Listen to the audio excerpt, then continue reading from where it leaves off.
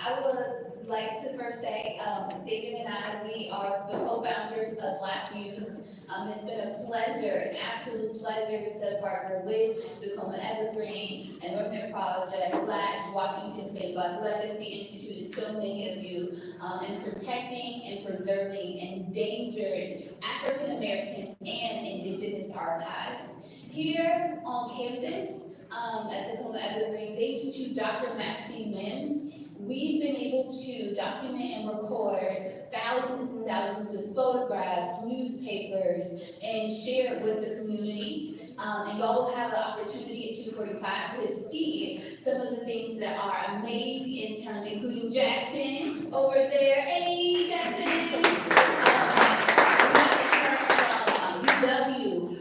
We have interns from Department of Vocational Rehabilitation, WorkSource, Goodwill, all working together to preserve and protect history. Now, I know a lot of us have been worried about doing this work because of issues around defunding, but we all know, as Ms. Akuye, has repeatedly told us and emphasized to us, erasure is not new. And Washington State entire collections of documents have been boxed up, labeled as disposable, and almost thrown out under the Trump administration. But we know that erasure is not new. It's been happening. There's a reason why so many of our materials, we don't have access to it now. I think that when earlier hearing the other speakers speak, we heard that yes, some people have been able to do incredibly wonderful work when it comes to preserving and protecting the archives, but since they've been doing the work, there's been pushback. The archives here at Tacoma Evergreen, they were thanks to Marie Greer and Lillian Walker, who started in the 30s and 40s of documenting history. They started in the church and then they moved out to the community. But as they were doing that work, they went to different colleges, universities, and states, and they went up to local level, and they received pushback then. And so when Ms. Akuye says erasure is not new, she means that. She means it. So I just want to say that when it comes to these endangered materials, which is, this is not symbolic, it's literal. Many of our newspapers and photographs, if we don't preserve them, they risk being destroyed. They are, there's something that must be protected, and I'm really, really grateful for the opportunity to work with all of y'all to be able to do this work. I have over here a little scope of work. So Ms. Akuye, y'all already know she's been doing this work for a minute, okay? But I started this timeline here in 2004 when she and others helped and renamed Bremerton Post Office. 2019, started to preserve, that's when we got handed the documents from Marie Greer, Lillian Walker, and Ms. Robinson from the Black Heritage Society. Then in 2022, that's when Akuye Black's Remnant Project helped rename the Nigga Lakes, and then they renamed it after Nathaniel Sargent and Rodney Wright. Then we have over here in 2023, that's when, with Tacoma Evergreen and others, started to work to identify the restricted properties and neighborhoods in Washington. And then 2024, got the Kitsap Regional Library renamed to Dr. Martin Luther King. And now here at the present moment, we're all working together on the 250th anniversary. So we're doing great work, and we want you all to be a part of it. So please, please, please, if you know young people, if you know anyone, or you yourself wants to contribute, let us know. It says here that we have to act now. And we all know why. The critical endangered Washington State archives are at risk. They are. And without immediate preservation and digitization and support, they run risk of being erased completely. So we have to act now. And we can't miss our chance on creating an inclusive inclusive, accurate, archive, and also can't miss the opportunity to be able to implement it into our state curriculum. So that's really all I want to say. I don't know if David or Ms. Kimberly wants to speak. Yeah, give her a hand.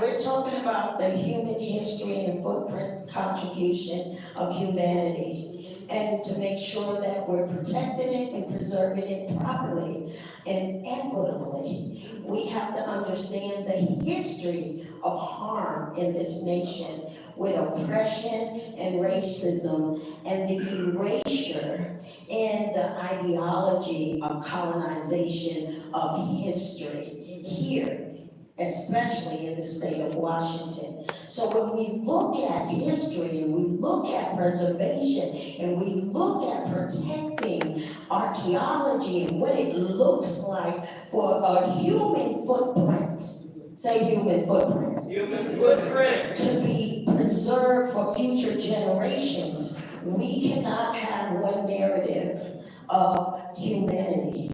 It has to be human history, inclusive of all those that came through those regions, the experiences, what was happening, so that we can learn from our mistakes, because we have made many. We have made many, and if that history of harm is being erased, then it is doing a disservice to humanity to be able to understand what existence, somebody say existence, human existence really look like. I always look back and I said, oh man, well what happened to the Mayans? Why is it we don't have a lot of information? What happened to this civilization that we don't, they always talk about Indian Island. What happened to those people? What happened? They didn't just poof and fart about the air and disappear. So we have to understand the importance of preserving and protecting human history. And that's what this is about. We want to make sure that we're doing it equitably and we are serving our state to make sure that all of our existence here, pioneering even before those indigenous communities and cultures that were here, that their histories are not being erased. So please support this effort of preserving indigenous, African American, underrepresented communities of color for the state of Washington. Thank you.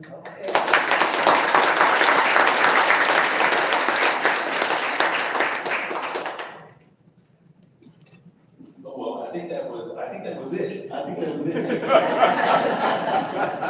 the mic. Thank you. All right, next we have the Washington State Legacy Institute, and that is a collective of Clyde Merriweather, Roger Evans, Charlie James didn't make it, but they're going to do their presentation.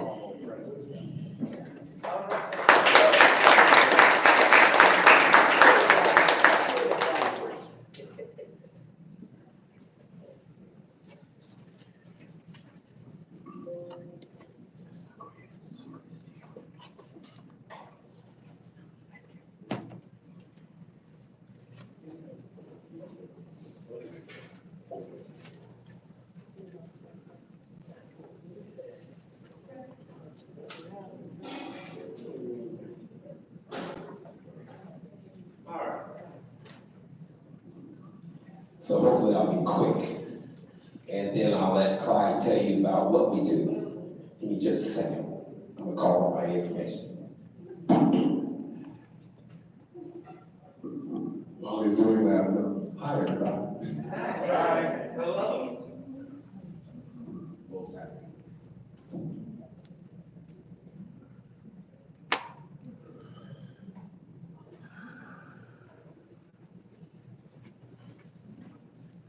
Oops.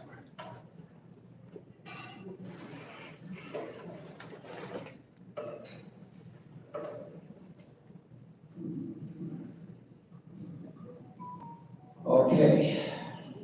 My name is Roger Evans. I am one of the members of the Seattle Griot Project. This is Clyde Merriweather, another associate. He's instrumental in doing the interviews for the Seattle Griot Project. A little information about the Seattle Griot Project is that we have embarked on an adventure to collect the oral histories of the Black communities of Washington State. It originally started off as in a King County only opportunity where we collected around 60 interviews before we decided to go statewide. And now we're up to 80 something, collecting from all over the state. We have talked to people like,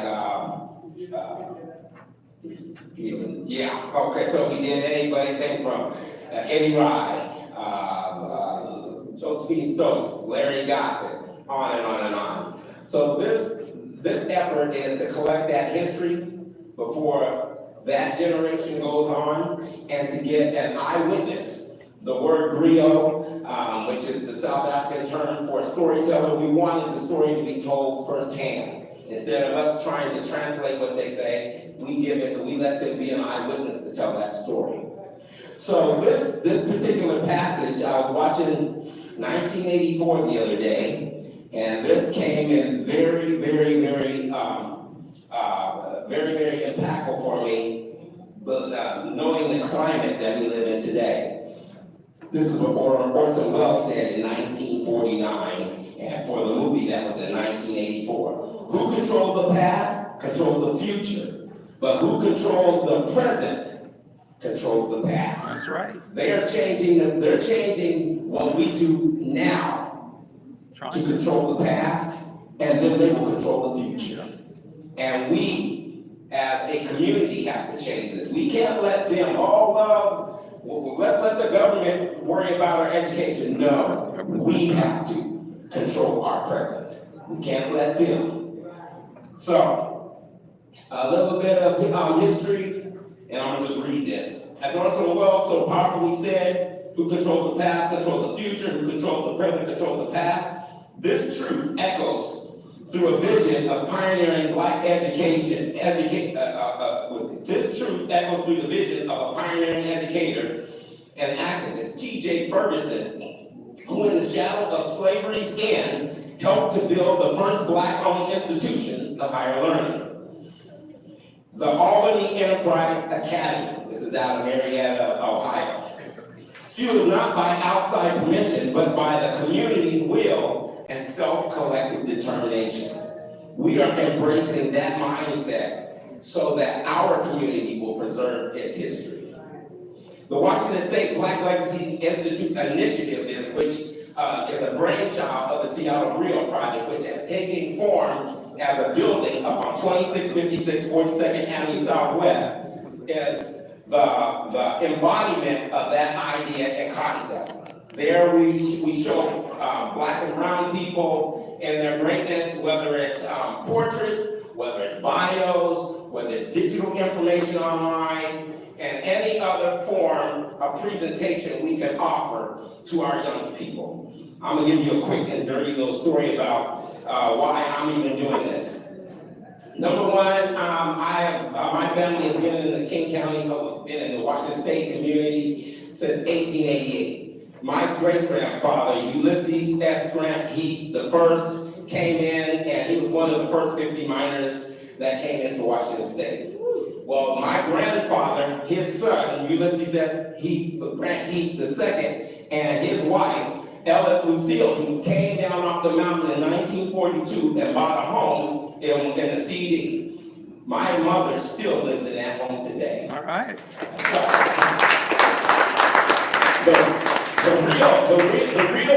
The real need for me was, one day I went to a Denny's with my son, his only daughter at the time, and his girlfriend, and we were sitting there eating at Denny's. And my little granddaughter, 2 years old, back in 2013, said, "Mama, can I play with your cell phone?" And she had a pretty expensive phone. Okay, she had a pretty expensive phone. I'm like, she get that girl that phone.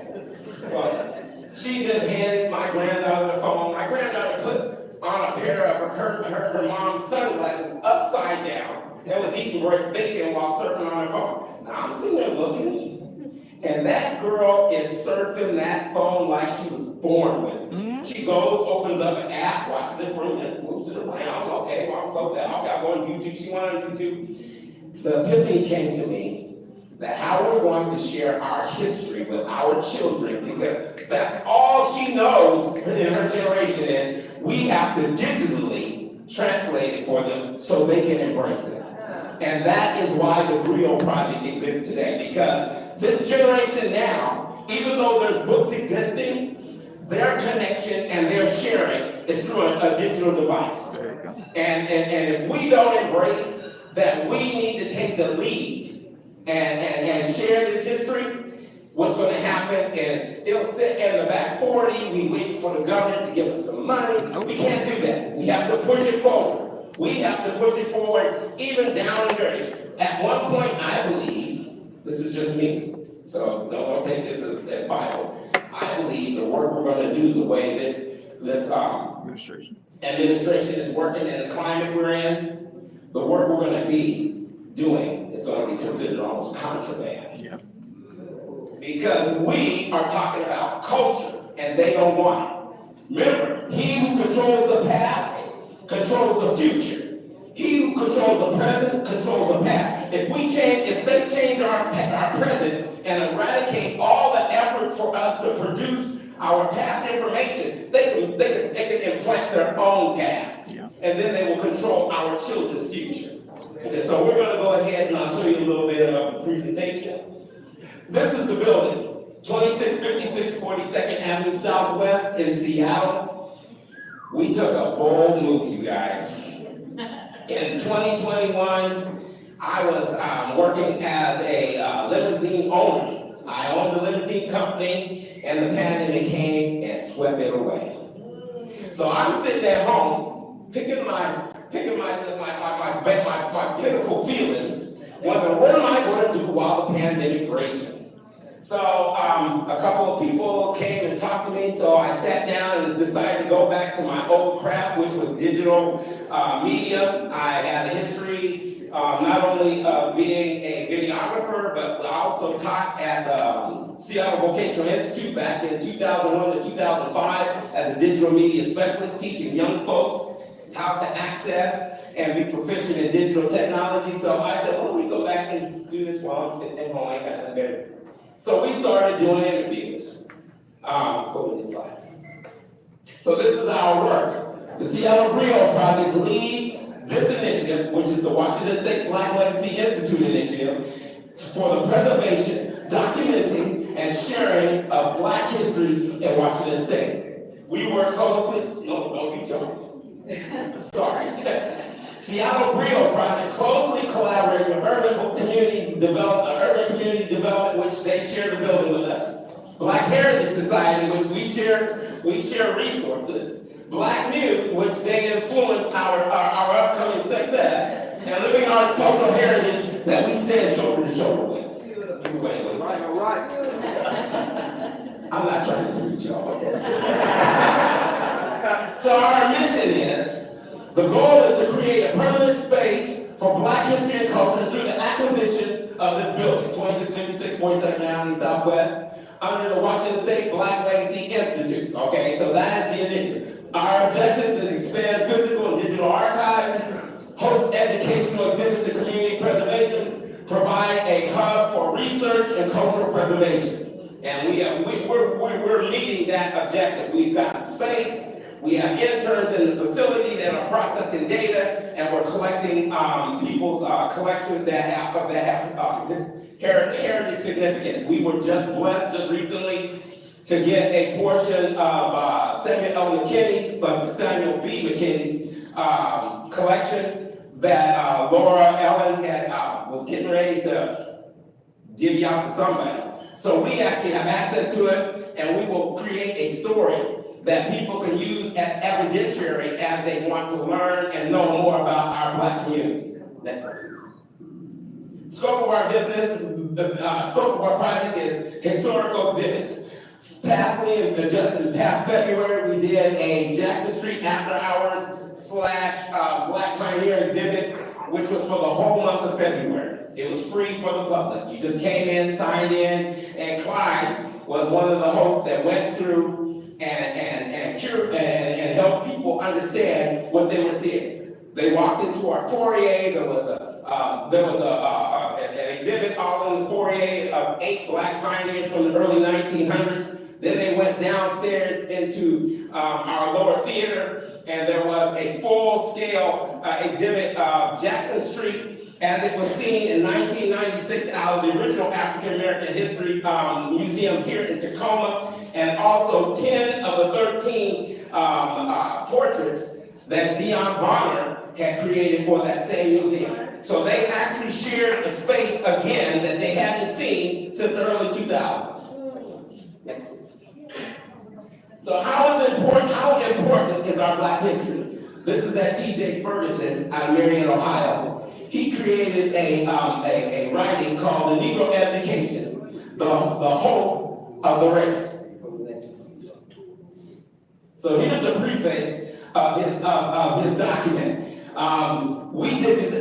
This was digitized out of Marion, Ohio, and we're taking a piece of this, and I'm going to read the passage, go to the next one, and this is the passage. But education proper has a higher and more sacred meaning.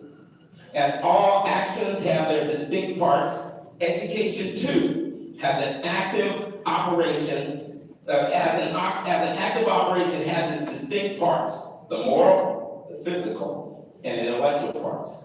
To be educated is to have all those powers of body and soul drawn out and cultivated, which enable man to fill with dignity and ability his appointed sphere in the great economy of life. And that's what that passage says. Now think about it. The sphere of the great economy of life is steered by those words. Those who control the present control the past. We have to have that control so that sphere of life will be dictated by our community, not by the government, not by them eradicating what is truth, what is reality, and what is history. We have to take and embrace this. Go ahead and go to the next one. So this book here, I had the distinct pleasure of discovering, and there's a reason I want to mention why this book is special. I'm 64 years old. I didn't even know this book existed until I was 61 and a half. I've been in Seattle all of my life. I didn't see it in the school. I never seen it in the library. No one ever mentioned it to me. So I'm working in conjunction with Ethel Craven Sweet. That's a relative of mine. And she gives me this funny little book. And I'm not really understanding it because it looks like something some 7-year-old kid did. And what it was a concept that Ernest Moore was doing as he was getting ready to write his next book. And what he had did is he went and he photocopied all of the pages of this book and put it into this ratty looking little presentation. And I'm like, is this real? Because they were Black and brown people in their greatness. And I couldn't understand. I said, where did this come from? I ain't never seen this before. This shouldn't even exist. So I'm looking at it, and it's looking like something from, I don't know. It looked like something that you dug out of a cellar or something. It was looking crazy. But every page after page, there was names, there were addresses, there were phone numbers, there were origins where they came from, and they were talking about locations and places in the state of Washington. They were using prefixes like MA5 3277 and East 4 302. It was on and on, and it's like these seem almost viable. Is this real? So what happened was sent me on a quest. And I have the pleasure of meeting 3 people who actually had a copy. One of them was Stephanie of Black Heritage Society. Another one was Monette, who we know and love. And the third one was Carver Gayton. And I petitioned each and every one of them passionately to look at their copy and to digitize it, because that's the work we do. Well, with much pressing, all of them submitted, gave me a sample, and we created the essence of the book. Next slide, please. So this is what you would find for the only existing copy before we digitized it on Family Search. How important is your Black history? Is this quality acceptable to tell our story? No. Go to the next slide. Can anyone tell me what that says? No. That's on Family Search right now. They created this for microfilm in 1974, and this is all that represented our community out of this book but prior to us presenting our copies. Go to the next one. This is the copy that we have digitized. It's striking. This is only the skin, because as we go farther into this, you're going to start screaming. It's like, it was almost sacrilege to see the work that they did. Go to the next slide, please. This is the one that we digitized. That's the one that they presented. Next slide, please. That's the preface. That's on the back. In the back of the room, you'll see the WSB Live prologue. That preface talks about the work that we're doing. This is their version. Courtesy of Family Search, courtesy of the Real Watch. Go to the next one. These are the authors that, look at that. They redacted their faces right. How scary is that? We don't see the greatness of our colored people right here in this rendition. We had to redo it. And this copy is online, accessible to anyone. Anyone. Go to the next one. We're talking about citizens of the community. They've been redacted in this book, and this is the only evidence online in this book. Next one, please. More people, more citizens of the community. Keep going. This is the military of our soldiers. Well, of course, we don't know what they look like. Do they even look like anything? Go to the next one. This is our medical professionals. Our young people need to see people who look like them and have to have the same struggles they do, so they know how to come out. If they don't have that point of reference with a redaction like this, they have no guidance. You can put anybody there now. We have to keep true our documentation of our history, and then let others explore what we have shared. We don't hand it to them and walk away and say, oh, well, we don't want to mess with it no more. Oh, no, we'll die behind you guys. Next one. This is Tuttle Robinson. They were business owners on 12th and Jackson. They owned a drugstore back in 1926. How many Black people around here you know own a drugstore? Own a drugstore up here in Seattle? Oh, okay. Next one. These people also business owners. Bungalow Tea Shop back in the early days. These are all Black businesses that were in the early 20s, and you didn't get a feel that this was anything viable. Let's just run through that. Okay, so since I'm running out of time, y'all want any more information? Just come talk to me.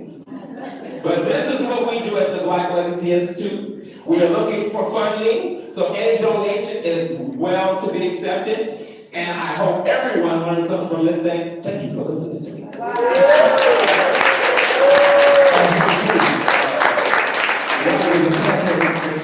Real quick, my job as it relates to this experience is going out and doing the actual interviews and trying to collect the data, particularly from those 100 years old and older who actually experienced it.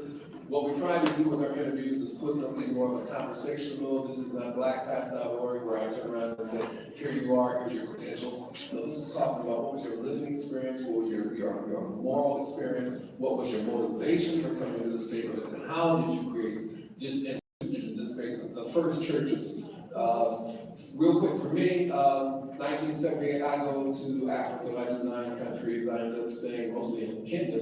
But on the way out of the country, in Mombasa, to fly back out, I had 3 Jewish rabbis come to me and ask me the question. They wanted to know whether or not a Black from America who came to Africa had that same vicarious sensation of arriving home the way any Jew from any country would have going to Israel. And the answer to the question was no.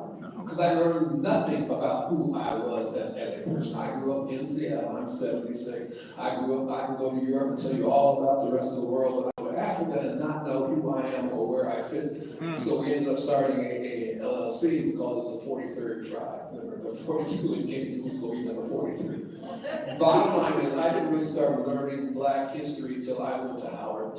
I didn't start learning Black history until the internet popped up, and I certainly didn't learn much about Black history until I ran into Roger. So what we're doing is a 360-degree interview, sort of a scenario where you can put on your VI headset and you can actually place yourself in the meeting itself. And we try to do this with 3 or 4 people from the institutions and try to get them to talk back and forth to each other so you can get a real feel, not a report on what we're doing. And because we're out of time, I'm gonna let you go.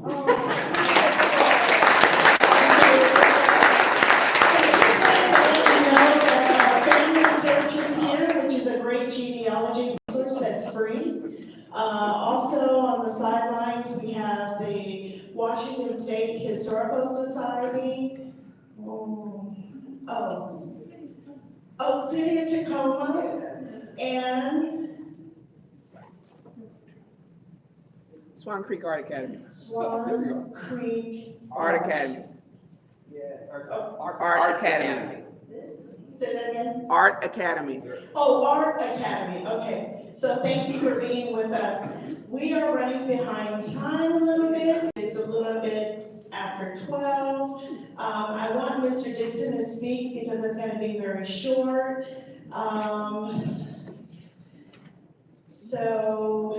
Okay, I gotta figure this out, sorry. But come on, Mr. Dixon. So Mr. Dixon is gonna give you just a brief history about the Ray Caballeros Club. And can we do this like in 10 minutes? Okay. Thank you. That's right. That's it.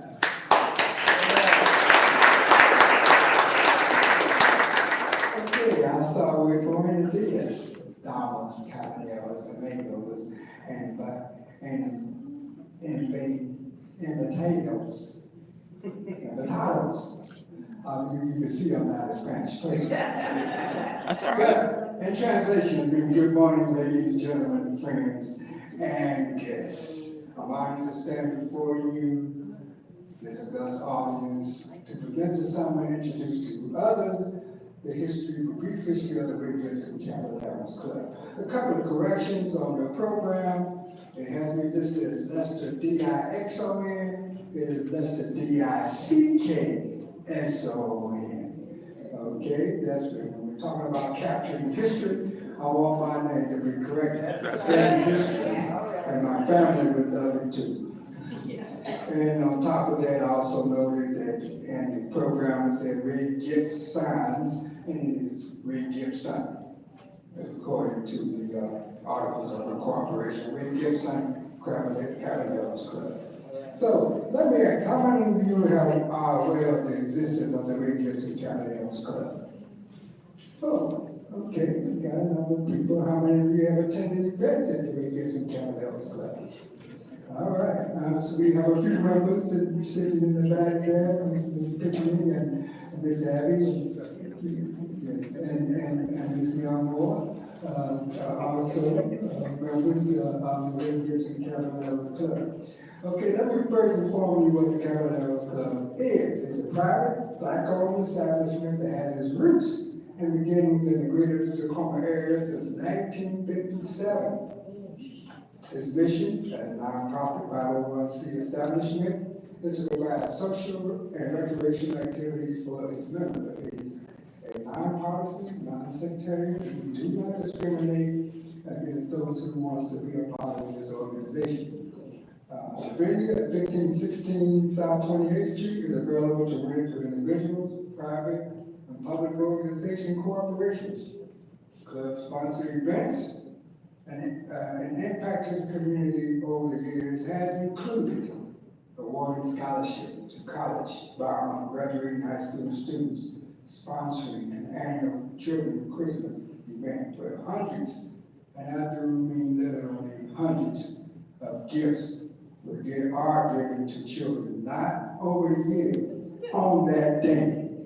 We give gave hundreds of gifts to include many bicycles with the accessory including helmets and electronic devices, etc.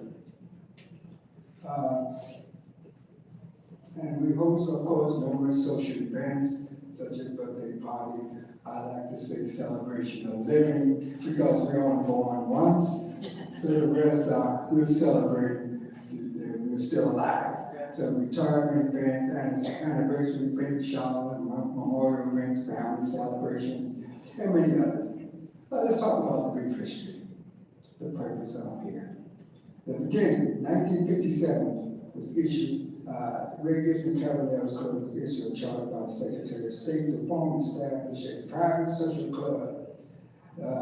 There were at least 20 men involved at that time. I had a list of them for the sake of time. I won't list them, but it's just out of a few. They might know Arthur Fox, Sidney Breckenridge, Violet Johnson, Harvey Cripps, and a few others. And the reason, as we all know, in 1957, the situation and the conditions of the times where discrimination was rampant, even in the Northwest. You know, we all know the redlining districts, etc. So, black and brown men did not have a place to really enjoy themselves, have fun, come together and socialize. So they established the Ray Gibson Caballero Club. It was named Caballeros Club because we know what caballeros mean. Gentlemen. Gentlemen. That's caballeros. Well, I said caballeros, but it's caballeros. It was named later in 1974 as Ray Gibson Caballeros Club because Mr. Gibson, certainly one of the founders there, served as the executive board member for 15 years and 11 years as the president. And upon his death, a week after, on April 10, 1974, he passed away at the clubhouse. Wow. The club was renamed Ray Gibson Caballeros Club. They first met in places such as the Carmichael Building Hotel at 1102 South 29th Street, which was a stop for black and brown motorists and was listed in the infamous Green Book. How many of you know about that? All right. Those who don't, look it up. History. Now the State Farm Insurance Company that currently occupies the building. They also made 1702 South Martin Luther King Jr. Way, formerly known as what? K Street. Their building is still standing today. It is occupied now by the Prince Hall Masonic Grand Lodge of Washington jurisdiction. They also made it 1555 Tacoma Avenue. That building has since been torn down. The current location was bought in 1962. The original layout was a two-story, single-family dwelling. In early 1970, members of the club mortgaged their home to secure $40,000 for renovation, expanding the site to include a ballroom. And we said, okay, with $40,000, I looked at it today and I said, what is that equivalent to? At today's cost, $40,000 is equivalent to $306,027.75. Wow. An increase of 531.75%. Okay. Now, many of the members at that time were military men, because you know there was strong military presence around here. So, and there was a safe place for a lot of the black and brown military men to come and enjoy themselves, because there weren't that many places for them to visit. Unfortunately, because of the crime rate of the hilltop during the 70s and the 80s, the commander at the post there said, hey, we don't want the military men to go up there any longer, so we suffered because of that. But we're still trying to build that presence up. Now, the presence of women. Now, when I say caballeros, gentlemen, it was a gentleman's club. Men only. Well, in 1989, the Women's Auxiliary was started up under the leadership of George Turner, who was president at the time. Women were allowed full membership in 1994, 5 years after the start of the Women's Auxiliary Club. Bonnie Pittman, who's here today, became the first female president. Wow.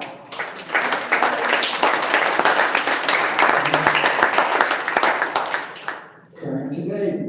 Today the club has about 154 members, and just as in the past, many of its members are engaged in civic affairs and such organizations as Masonic Order, the NAACP, the Urban League, the Colored Women's Club, the Black Collective, the Links, and so on. The club's well-known members of recent times include Mayor Harold Moss, former city of Tacoma City Manager Jane Walton, and other local officials. The Legacy Caballeros Club program, the 501c3, is a charitable arm of the Caballeros Club. So we would like for you to donate to that so we can continue our great mission of supporting others. We are also seeking national registry, as it was previously mentioned, and upcoming events includes a business community networking event, membership drive, and other community events. I invite each of you to attend a social event at the club, but more importantly, I invite each of you to become a member of the Ray Gibson Caballeros Club, so we can keep this legacy going, build on this foundation, and keep a present for the future generations. Okay, are there any ideas or questions for me? Are you alumni of Evergreen State College? I am. 1989. All right. Thank you. I went on to complete a master's at City University in Business Administration and retired as a human resource manager. I was also a human resource administrator with the state of Washington. I worked under 5 different agencies. And currently I'm the president of the Ray Gibson Caballeros Club, past Grand Master of the state of the Prince Hall Grand Lodge of Washington jurisdiction. I had other comments, but I know we are on a brief time. So, any other questions? What kind of things, I see there's like events and stuff there, it's like a little gym, or like, what kind of things are there? Well, we have a ballroom right now, and which is a venue that we like to rent out to various people. That's what we have now. We have a kitchen, so you can certainly eat, and of course we have a bar area. The hope is as we want to grow and expand, we have a flat roof there that we want to expand on and build on and add other rooms so that we can include things like maybe a electronic room so we can youth can come and enjoy the facilities, and a library so we can add history and books and things for people in the community to enjoy. That's the thought, but it's going to take every one of us to be a part of that, to help that vision become reality. Okay. Okay? Any other questions? Back there. Pardon me? Do we have an archive? We are you part of the archival? We are certainly looking into that, and we want to incorporate students who are studying in that field to help us in archiving our history. Okay? Let's go. Just a quick statement. We have a 360 interview with the Caballero Club. So if you want to get to know more about it, you hear the people talk about themselves and their motivations and why they came. Yes, and matter of fact, the two gentlemen who spoke earlier came down and interviewed us and did filming of that. I think we're still building on that, so we're trying to archive part of that history. But we also want to document more. So, any other questions? Okay, then with that, I just want to leave you with this one note. My wish for you. May peace break into your home, and may thieves come to steal your debts. That's May fine. your pockets and purses become a magnet for $100 bills. Hey? May love stick to your face like Vaseline, and may laughter assault your lips. May happiness slap you across the face, and may your tears be that of joy. May the problems you had forget your home address. And simple words, I wish you the very best. Thank you.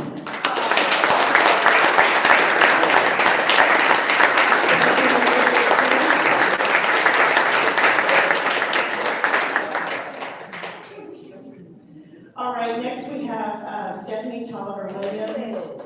And then after that, we're gonna do awards. Come on up, come on up.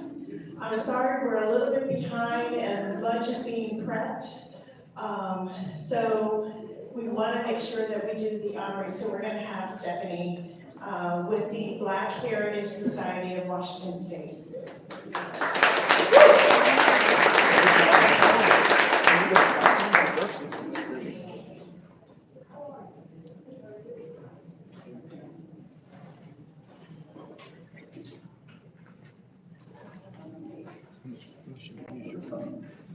Okay, unlike everyone else, I am advancing and performing all at once.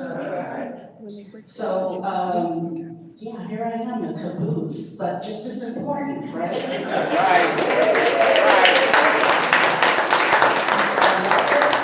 I'm so happy and proud to be here today. Thank you for the invitation to be present. I missed last year and was very sad about that. So to be here this year and be presenting on behalf of the Black Heritage Society is awesome. I am Stephanie Johnson Tolliver. I am president of the Black Heritage Society of Washington State. I've been leading for the last 6 years, but you know, I've been aligned and present at VHS for a number of years. I am a 4th generation Seattleite. Yes, absolutely love that and love saying it and sharing it. And before I'm going to get started, I'll make this pretty quick too. I'll advance these slides pretty quickly. But I wanted to give this shout out to this beautiful image from the archive at the Black Heritage Society of 1942 Seattle Deltas, sitting there in all of their beauty. I just absolutely love this photo, and this was a find of mine as I dig deep into the archives, not even looking for this and finding this just a week ago. So I'm sharing it with you, it's new to me. And so I say here, preservation, if not now, then when? And I'll just get into it for you.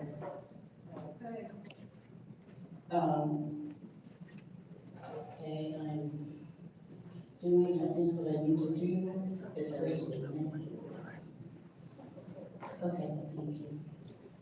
All right. Also, I want to say just really quickly here too that I think, and all of that I've listened to today from Senator Hansen, from Allison, and the others that came before me, and Akuye and Roger, all the enthusiasm that we have for community collective archiving is something that is a really beautiful thing right now. And so being here today and present with all of you is amazing. The path for how I got here is sometimes a little interesting and had a lot of detours. But it's especially important, I think, that now that Americans, and as Americans, that we uphold and tell and share the history that shaped this nation. attempts to devalue, and we heard this earlier today too, to devalue, hide, and strip the stories of the true history of this nation, that's sometimes really messy, right? It's really messy, but also filled with this really beautiful brilliance, achievements, resilience, the joy of people in our community. It is an attempt to perpetrate a lie, actually, about who we are. So if I have never said these 3 words in my life before, I will say them now. Just say no. Please, somebody, please say no. That was something that I felt like I needed to say. And here, really quickly, to give you just an overview of what BHS does and who we are. We were founded in 1977. Our co-founder is here today, Esther Hall Mumford.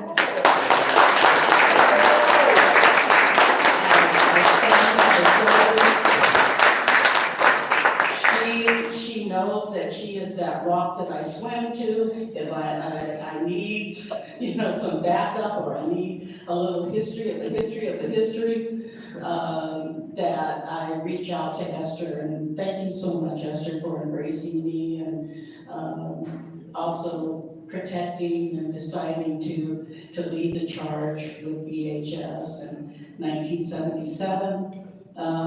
We are a fantastic archive. We talk about the history and preserving the history, and I heard today from folks who said, where is our history? Where is it? Is it hiding somewhere? Well, it's not exactly hiding.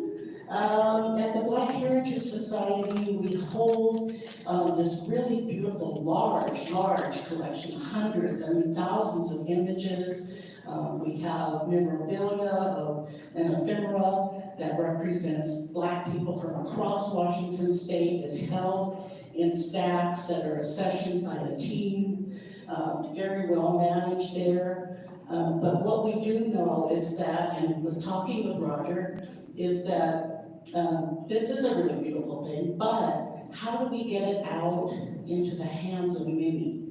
And the way we do that is by deciding to prioritize maybe some of these legacy collections that we hold, really beautiful collections of Edwin Pratt, of Judge Charles C. Smith, our first Supreme Court Justice in Washington State, beautiful collections, to Jonathan Moore, who was the hip hop mayor of Seattle, D. Charlene Williams, and all of these people with these very vibrant histories. And so we can do that by prioritizing some of those collections, and also books, like we did with Who's Who in Washington State, that beautiful book, Roger, and deciding to digitize, scan, put together a team effort, this collective in community, to digitize images, put them out there in our own library, that we can control the narrative, we decide what's significant. It's really wonderful when we have organizations and large universities and colleges that collect our history, but sometimes they're not prioritized in the way that we would hope and want them to be prioritized, and also the accessibility for them. So this is one of the things we're going to be working on with Roger, and also we are new partners with the National Museum.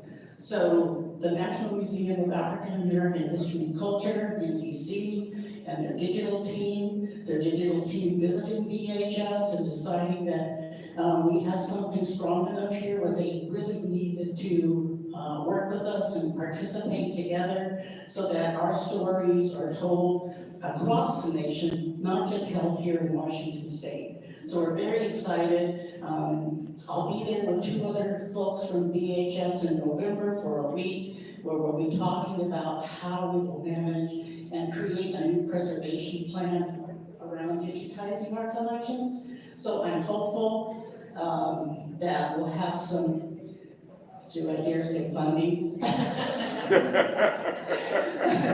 But, you know, we are resilient people, right? So, we know what to do, and that's what we will, and so, here again, intake, sessions, inquiries and responses. The inquiries every single day, if the capacity to keep up is hard, but, because it's still an all-volunteer organization. When Esther and others founded this organization, it came out of community and volunteers. And it is still the passion of volunteers that maintain and run this collection and this archive that's located in Georgetown neighborhood of Seattle. We share the repository with the Museum of History and Industry, who embraced us over 40 years ago. And we remain there and manage our archives from there.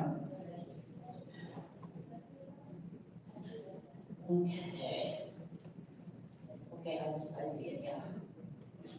Ooh, not my computer, right? So, so outside the archive, really quickly, and I'll do this real quick, I promise, is that what came to mind for me as community character matters in all of this. I just had this one example in my head of the Liberty Bank and Seattle and preserving places and how we decide and who decides what's significant, you know, in our communities. Here you'll see on the left, Liberty Bank, just before opening. This is a 1967 image of some of the founders there. There's Mrs. Burnell is there. And what was really great about the 10 people that came together to found Liberty Bank, you had Mr. Richland from the Jewish community, had business in the Central District of Seattle for many years, as well as Mr. Takuda, who was not pictured here, but George Takuda, very important in the community and businessman. And then when we, I won't go into a lot of the deep history of Liberty Bank, I can go there. It was initially, though, the thought that maybe that bank and that bank building might be preserved. It was not, but what came out of it was this really beautiful phoenix of what we have today with the Liberty Bank building. And come full circle with some of this example too, is that one of the founders was Holbrook Garrett. And Mr. Garrett is the grandfather of Joaquin Garrett. Joaquin Garrett, who's CEO and president of African Town Land Trust, was instrumental, hugely instrumental in developing the Liberty Bank building. So we see how this generational advocacy and concern and community really helps to lift us. I have this grounded and sense of place where I was going to go into this whole spiel with you about what that means and how we need to really dig into it. This is our soul. But it really does, and you hear us talk about grounded and sense of place a lot, I think. But it's really about lived experiences and the culture of our community. And then again, touching on the acknowledgement of significance and who decides on what's significant. We decide on what's significant, right? In our community, our emotional attachments, sometimes buildings, they don't look so cool. You know, they're not maybe designed by that person, that architect, or have some distinguishing feature about them, but they have this emotional, this intangible thing that we relate to. And those are the things that are really important that we're talking about today in Seattle and with King County preservation, about the criteria that Allison touched on earlier today, and having a deeper sense of what that really means when we look at places to nominate and then move them forward to designation. So not all of them have some of those really formal, kind of fine-tuned specifics about them, but they have something within us and within the community that is so meaningful that they are significant. Right? Running out of breath. Oh, can I just, this will be really quick. In 2022, VHS, along with the Seattle Architecture Foundation, Converge Media, Jackie Peterson, who's a fabulous curator, architect, Margaret Knight, and the really fabulous, amazing creative and artist, Barrett McCauley. If you don't know her, please know her. Did a public program on character matters. So, I hope, you can't really hear that, can you?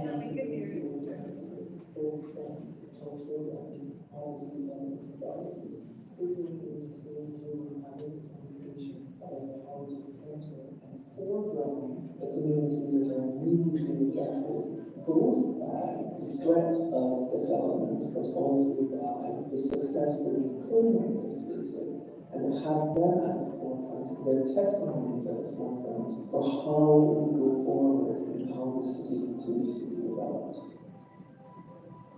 Design review is one process that we have in place in the city, which is meant to give a voice to residents in the shaping of the built environment in their neighborhoods. Whether you love it or you hate it, it's one thing that we have to help ensure new development is designed in a way that thoughtfully integrates into its surrounding community and really takes into account feedback that's given by residents in the surrounding neighborhood. Seattle has 8 different review boards. Central area is just one of those 8.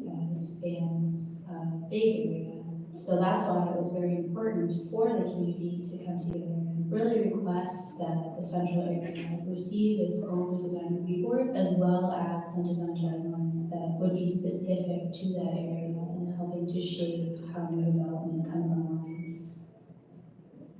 What would it look like to have a work that offers a reckoning to participating audiences who come to engage our immersive works, to think about what it is to risk belonging, risk placement, risk security and safety and shelter, but also what it looks like when deployment works, what it looks like to identify ourselves on the spectrum of gentrification and to challenge people to think about gentrification that way. There's not a black and white issue, it's not either or, but we're all mixed up in the complication of this colonial construct that has displaced many and continues to displace many.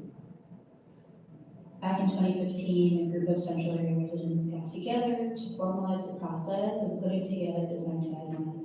They started by reaching out to the city to make sure that this desire was on the radar in order to make it a reality. So those folks from the Central Area represented a bunch of different active community groups to form the Central Area Design Guidelines Coalition. So after that initial desire was put in place, it took about a year for the city to get on board, and then our work as a design group with the Central Area Design Guidelines Coalition started in the fall of 2016, and we really worked closely with them to come up with an engagement plan where we could reach out to residents and try to get a good understanding of what were the things that they wanted included in that document that would help give them some semblance of agency to help shape the building of their neighborhood. Untitled is the name of the project because I'm gesturing to the idea of titles, the idea of ownership. What does it mean to untitle the status quo of how we look at property ownership, and who has a right to a space, and how we can preserve their cultural histories? One thing that we knew we really wanted to do from the outset was to prioritize and center the Black and African American experience of the community and make sure that that voice was really felt strongly within the document and that any outside architects, designers, developers had this as a resource to understand where are those community anchors, where is the heart of the community, and what are the aspects of design that really speak to that heart and help to create a built environment that feels very grounded in the community and acknowledges all the history and heritage that comes along with building in a place that's steeped in history and heritage as the central area.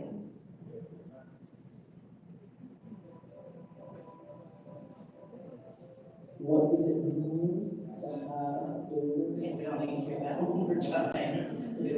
But it was, Culture and quality development gardens, sitting in the you can city. see me kind of playing with this mouse here too, because I don't even use one anymore. I just want to touch the screen and just do all that kind of magic right there, so thank you, Michelle. So yeah, that just really important short, about 4 minutes, that speaks to the character and design review process that we have in our city. Although there are some moratoriums on that, I won't even go into that because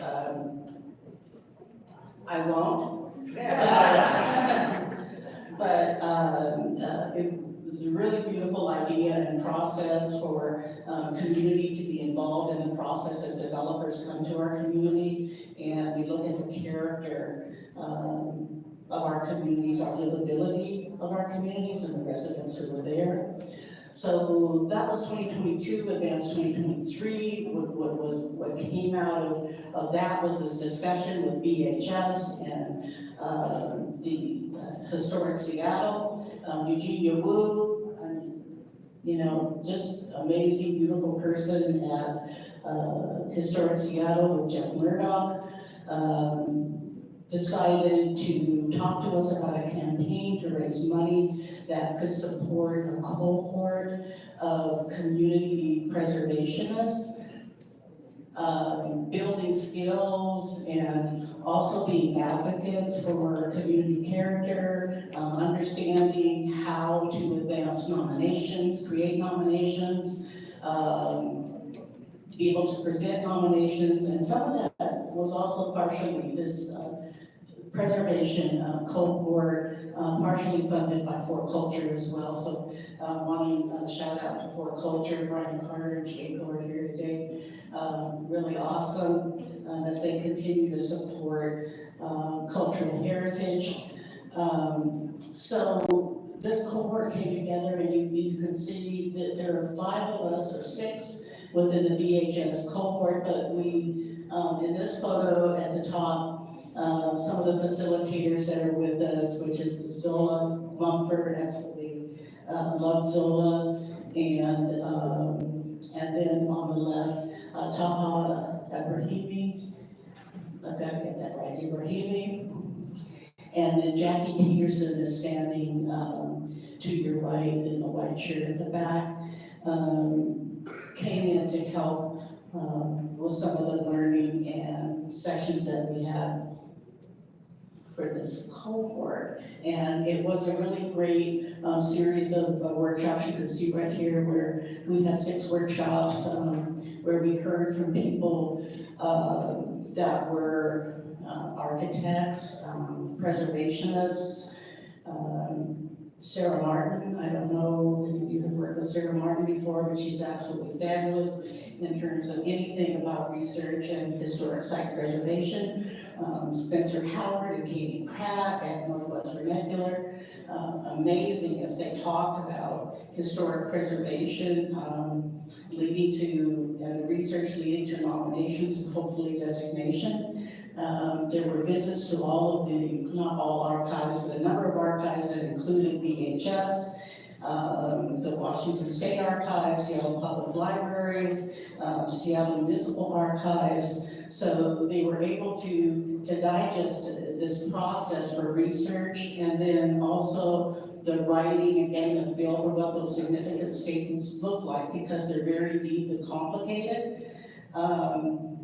So the outcome was not only to build this awareness and build skills and become this community preservation team of advocates, but It was also to begin and pursue a list of sites that the team believed had historic significance, and also nomination potential.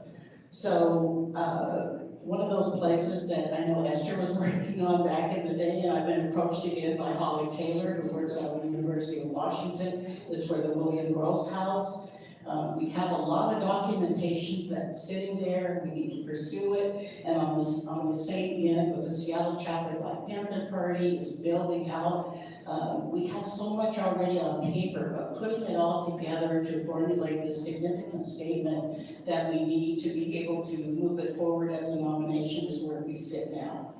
And I'm saying this to you that in capacity, this has been a couple of years of us trying to make this thing happen.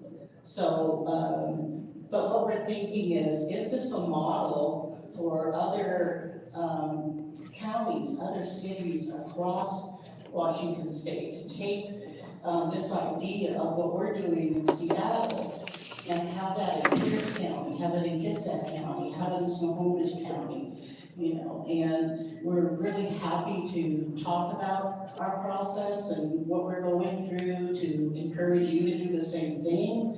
And the Trust for Public Land has been very, very supportive of us and has said that they would even entertain funding some of those other options in other counties. So I say that we keep doing the good work. It's still in progress. And I hope that you all will talk to me about this opportunity at your locations. I'm really scanning fast here, okay? And so really to wind this up, and again, at the heart of some of what pushes me is when I see sites, and you can see in the background, is this photo of Walker Chapel, Aaron Doherty, I know you know that story, and it's really deep, it's kind of emotional, but no longer is standing. And for me, the big deal was when the permit process started. There wasn't a lot of engagement in community. They slapped the permit sign over the congregational message board, nailed it to the board. Was really hard driving by this. This was in my neighborhood, so really hard driving by here every day and seeing that. So I hope that with these words, in a world where you can advocate for anything, I mean anything, be the person who advocates to stop sad endings to historically significant sites. Okay, I'm just on the edge.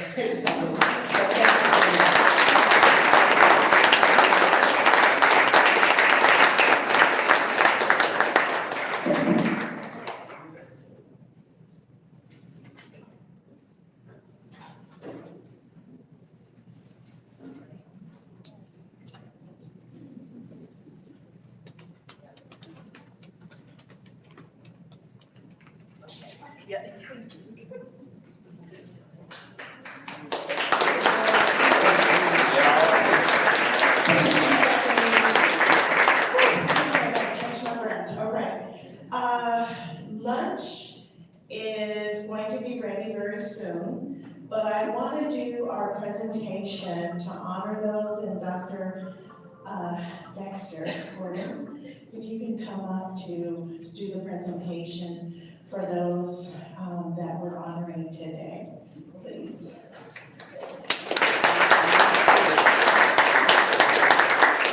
Also, Nicole, I just want to say that she took the time to look down at the whole entire list and try to get some type of history of each person that we're honoring today. So I'm going to let her take the lead and let him, and that goes.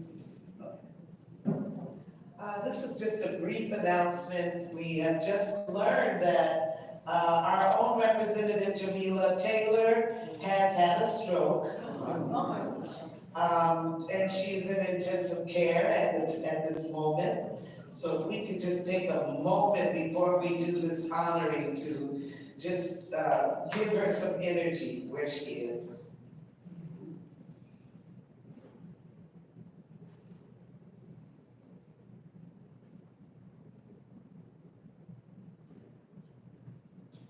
And just being reminded about how difficult this work is, how intense it is, and how it takes from our very bodies. We just wish her all healing and Godspeed.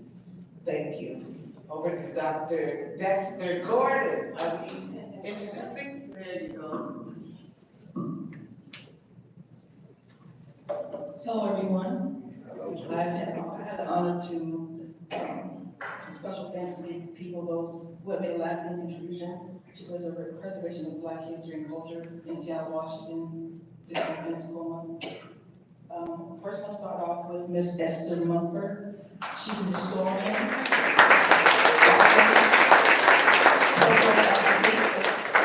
at a short-term job interviewer of Over Seattle African Americans, sponsored by the Washington State Department of Archives and Records in 1974, led to Esther Mumford's ongoing research and writing. Among her work is Seattle's Black Victorians through 1852 to 1901,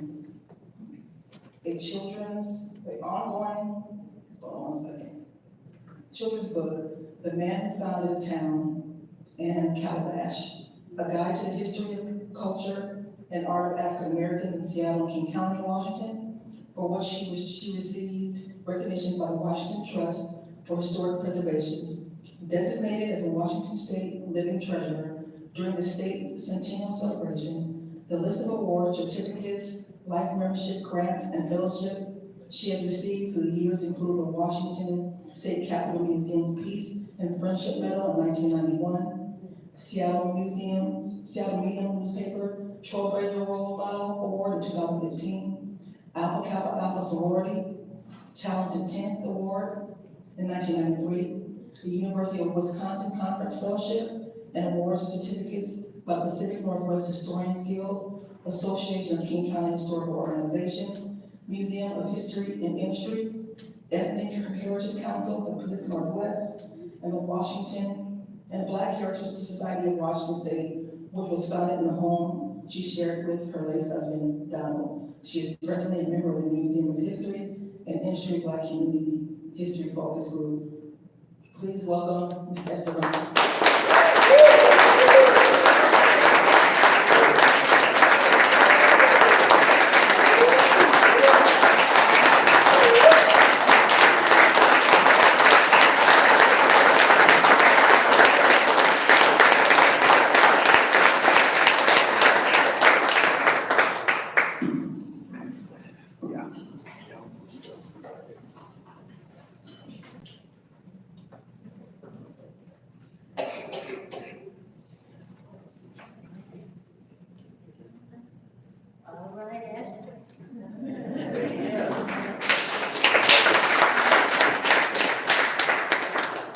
I also have the pleasure to introduce Dr. Quintard Taylor Jr., historian, author, founder of BlackPast.org. Dr. Quintard Taylor is leading historian of African American life in the American West. Born in 1948 in Brownsville, Tennessee, he earned his Ph.D. in history from the University of Minnesota and is taught at Washington State University, the University of Oregon, and the University of Washington, where he served as a Scott Dorothy Bullitt Professor of American History. He is the author of In Search of Racial Frontier and The Forging of a Black Community, among other works. In 2004, he founded BlackPast.org, a widely used online resource for African American history. Dr. Taylor's work has helped shape how Black history is understood and taught in the United States, particularly in the Pacific Northwest. Dr. Quintard Taylor.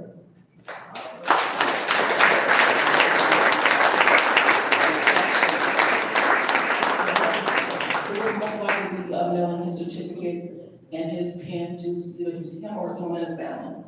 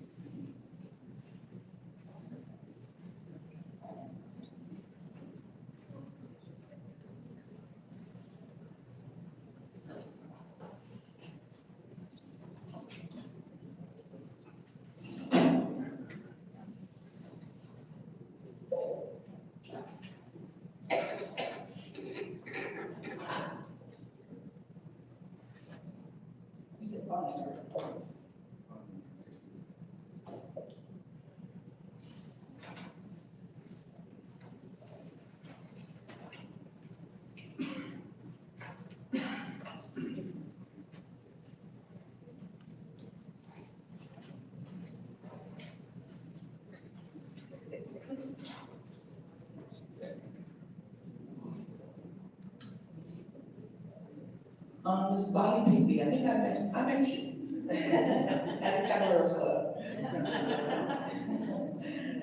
Ms. Pinkney arrived in Tacoma from Fort Worth, Texas in the summer of 1966.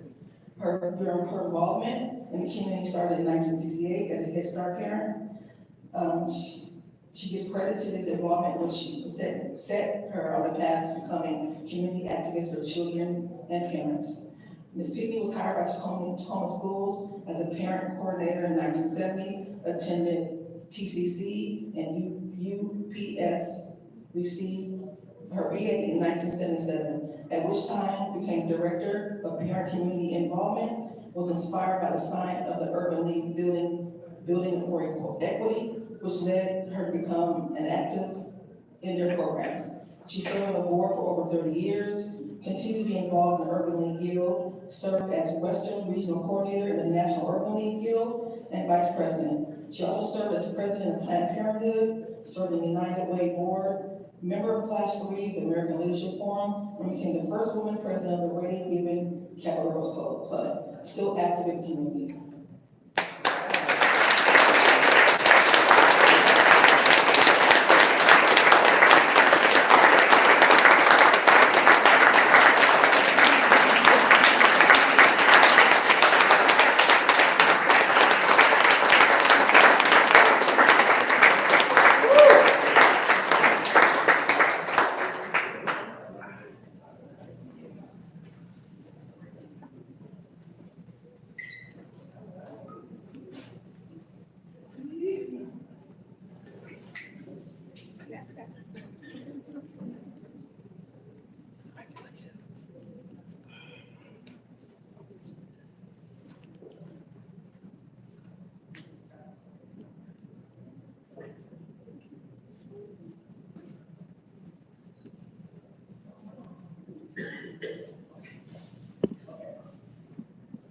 Okay, for the sake of time, I'm just gonna make a few announcements of the names and give like a short statement of some of their accomplishments. They've all done great things, so I don't want to minimize the work that they've done. But at the same time, I want to respect everyone's time. So Dr. Maxine Mills, very powerful woman. Let's see, Dr. Maxine Mills, she taught in Washington Kirkland Public Schools and worked in Seattle Public Schools Administration from 1964 to 1969.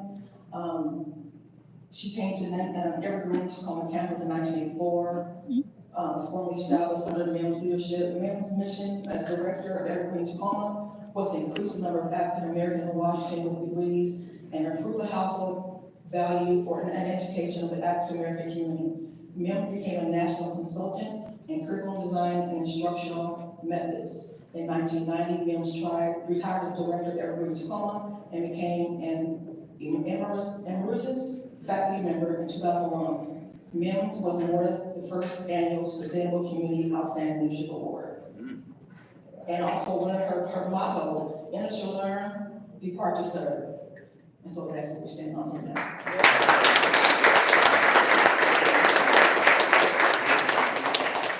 And Ms. Joyce Hardeman, she's actually my instructor right now, so I got to give her some love.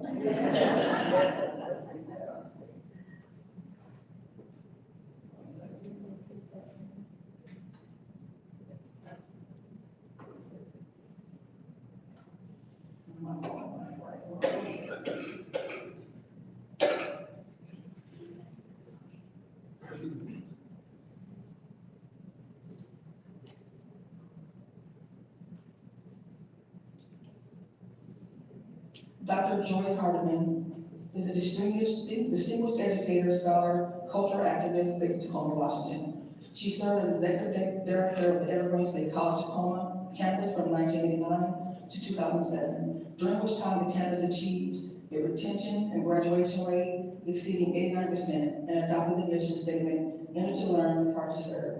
Dr. Hardeman holds a BA from the University of Buffalo and earned her doctorate in applied literature studies in urban education in Union Institute. She also an alumni of Harvard University Management Development Program. Her scholarly work includes extensive field research in Egypt, India, Ghana, Kenya, the Yucatan, and Trinidad, focusing on the African contributions to world civilization through literary and popular culture analysis. As a summer Fulbright scholar, she has explored African history, culture, and spirituality in various countries across African, American, and Asian.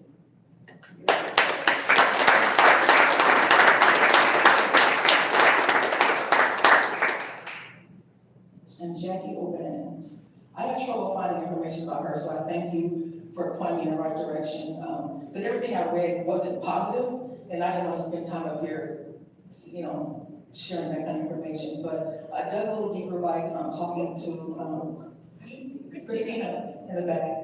She helped point me in the right direction. So Jacqueline O'Bannon was a pivotal figure in preserving African American history in the Pacific Northwest. She co-founded the African American Museum in Tacoma, Washington in 1993 and served as the executive director for nearly a decade. Under her leadership, the museum showcased exhibits in local Black pioneers, civil rights history, and cultural artifacts, including a replica of Martin Luther King Jr. Birmingham jail cell and in 1890, printing press used by Horace Clayton Sr.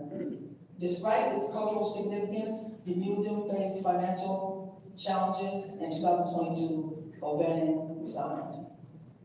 But nonetheless, she made an impact and made this museum part of history.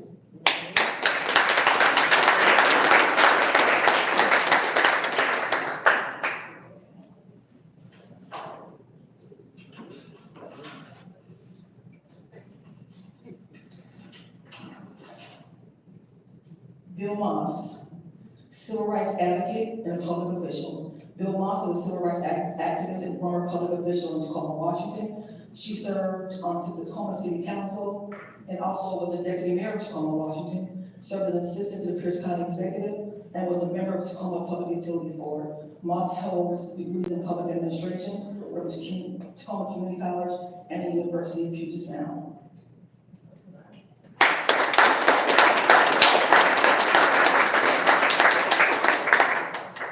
Okay, Jackie Jones Hook. She's executive director of 9th and 10th Horse Cavalry Buffalo Soldiers Museum. Jackie Jones Hook is the executive director of the 9th and 10th Horse Cavalry Buffalo Soldiers Museum in Tacoma, Washington, established in 2012.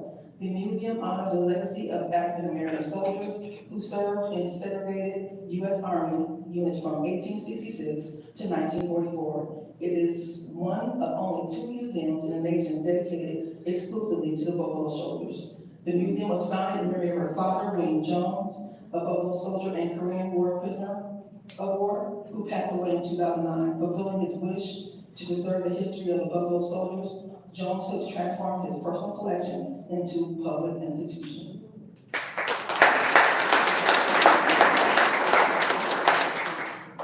Lau Kwasium, please forgive me if I'm saying his name wrong. Community leader, public servant, co-chair of the Tacoma Pierce County Black Collectives. Lau is distinguished community leader and former public servant in Tacoma, Washington. A Vietnam War veteran, he has held notable positions such as the director of Washington State Psychiatric Hospitals, secretary of the Department of Social and Health Services, and chief of staff of Pierce County.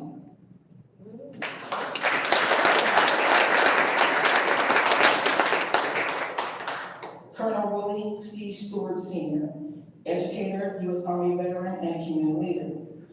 Colonel Willie is a retired U.S. Army officer and educator with significant contributions to Tacoma, Washington. Born in 1935, he was the first in his family to graduate college, earning a degree from Texas Southern University and later a master's from Pacific Lutheran University. He was also the first black male teacher at Gold Middle School and became Tacoma's first black principal in 1970. He served in the U.S. Army for 2 years and spent 30 years in the Army Reserves, retiring as a colonel.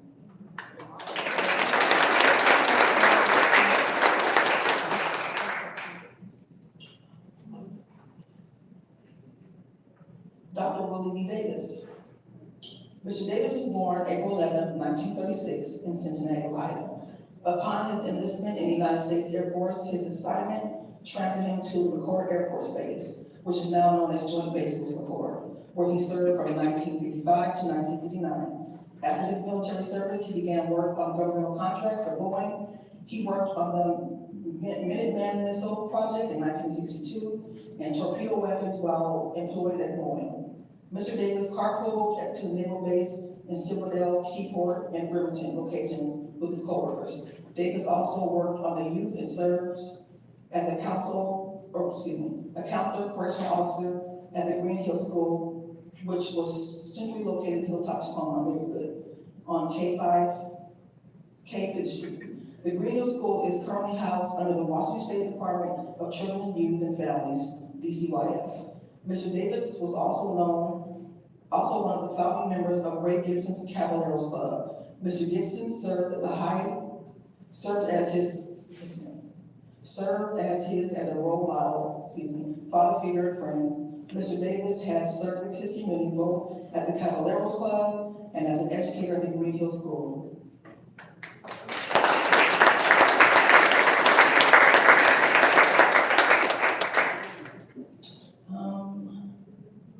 I think I got it all.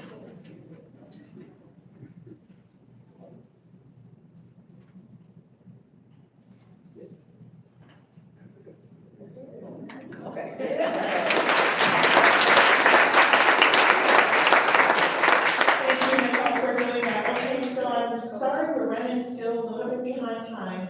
They're waiting for us in the back, so lunch is ready. They're going to be doing a, line serving, so if you'll, stand in line where the counter is, they're, going to distribute the food that way. Thank you. We'll start at, in about 20 minutes, we'll have to shorten it, sorry. Thank you.